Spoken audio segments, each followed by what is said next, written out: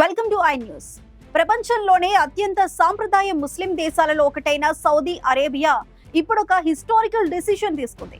దేశ సైన్యాన్ని బలోపేతం చేయడంలో భాగంగా పురుషులతో పాటు మహిళలను కూడా సైనిక దళాల్లోకి తీసుకోబోతోంది.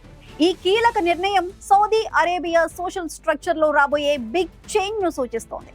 డిసెంబర్ 7వ తేదీ నుండి ప్రారంభమైన ఈ మాసివ్ రిక్రూట్మెంట్ డ్రైవ్ లక్ష్యం ఏంటి? మహిళలతో పాటు యువతను ఆర్మీలోకి తీసుకోవడం వెనుకున్న ట్రాన్స్ఫర్మేటివ్ విజన్ ఏంటి తెలుసుకుందాం. విజన్ 2030లో భాగంగా సౌదీ అరేబియా ఇప్పుడు డిఫెన్స్ సెక్టార్ లో కూడా బిగ్ మూవ్మెంట్ స్టార్ట్ చేసింది. సౌదీ రక్షణ మంత్రిత్వ శాఖ డిసెంబర్ 7వ తేదీ నుంచి పురుషులు మహిళలు ఇద్దరికీ కొత్త సైనిక నియామక ప్రక్రియను ప్రారంభించింది. క్వాలిఫైడ్ సిబ్బందితో జాతీయ దళాలను బలోపేతం చేయడమే ఈ డ్రైవ్ మెయిన్ గోల్. ఈ నియామక ప్రక్రియ చాలా యూనిక్ గా ఉంది. దేశం అధికారిక joint military recruitment command platform ద్వారా మాత్రమే దరఖాస్తులు తీసుకుంటున్నారు. ఈ డ్రైవ్ లో బ్యాచులర్ డిగ్రీ హోల్డర్లు, డిప్లొమా హోల్డర్లు, హై స్కూల్ విద్యార్థుల వరకు 3 ప్రధాన విద్యా స్థాయిల నుంచి దరఖాస్తుదారులను కోరుతున్నారు. స్పెషలైజేషన్ల పరిధి కూడా 100 కంటే ఎక్కువ రంగాలను కవర్ చేస్తుంది.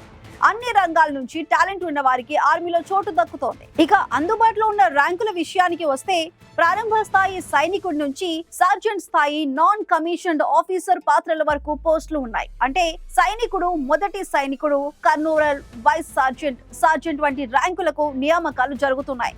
ఈ నియామకాలకు దరఖాస్తు చేసుకునే అభ్యర్థుల కోసం కొన్ని స్ట్రిక్ట్ రూల్స్ విధించారు. దరఖాస్తుదారు ఖచ్చితంగా సౌదీ పౌరుడు అయి ఉండాలి. వయసు 18 సంవత్సరాల నుంచి 40 సంవత్సరాల వరకు మాత్రమే ఉండాలి. అలాగే సైనిక సేవకు శారీరకంగా, వైద్యపరంగా దృఢంగా ఉండాలి. ప్రస్తుతం ఏ ప్రభుత్వ ఉద్యోగంలోనూ ఉండకూడదు. ఈ ట్రాన్స్ఫర్మేటివ్ రిక్రూట్మెంట్ ద్వారా సౌదీ అరేబియా తన ఆర్మీని మరింత మోడర్నైజ్ చేయడమే కాకుండా దేశీయంగా మహిళల భాగస్వామ్యాన్ని కూడా ఎంకరేజ్ చేస్తోంది.